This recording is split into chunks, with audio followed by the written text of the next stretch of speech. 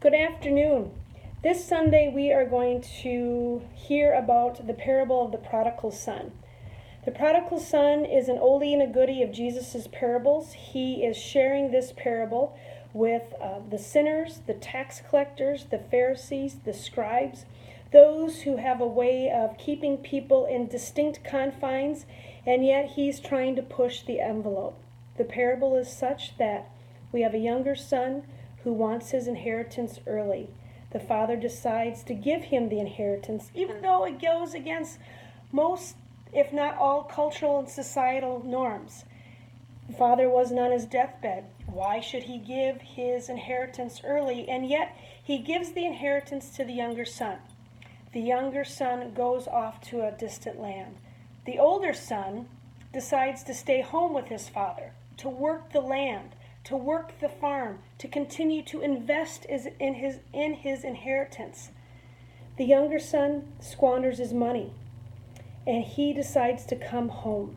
He's tired, he's hungry, he's broke.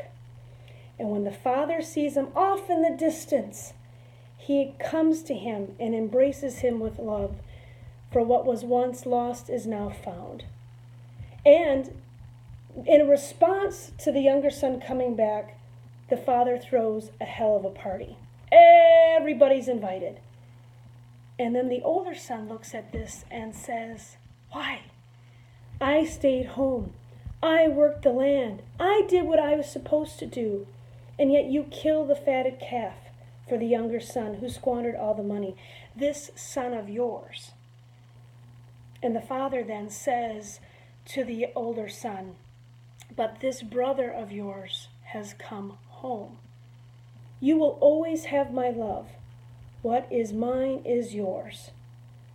Now we need to celebrate the return of this younger son, this brother of yours, and to rejoice.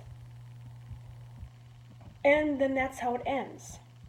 We end with the younger brother standing outside the party, seeing it all take place right before his very eyes. And our response then is, how do we enter into this story? And I would wager that all of us can relate to each one of these parts. We have all been the younger son. We have all been the father. We have all been the older brother or the older son. We have all been there. And yet, how do we enter into this? And how do we enter in knowing that when Jesus is telling this, he's telling us that there is grace and that there's love and there's acceptance? For that's what the part of the parable is about. How the father of this younger son embraced this younger son and embraces the older son by inviting the older son back into relationship again by saying, "This brother of yours."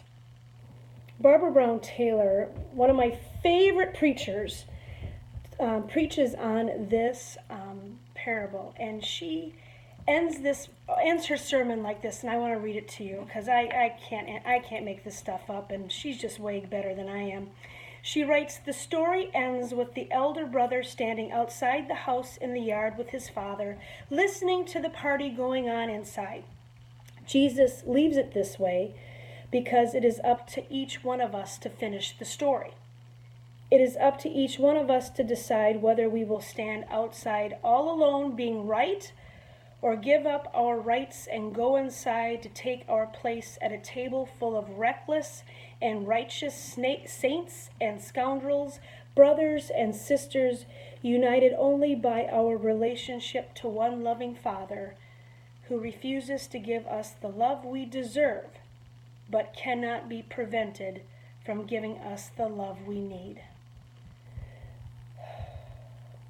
So I leave that with you on this day, as we are faced with many things that require us to think about forgiveness and grace and acceptance, and where God is in the midst of it.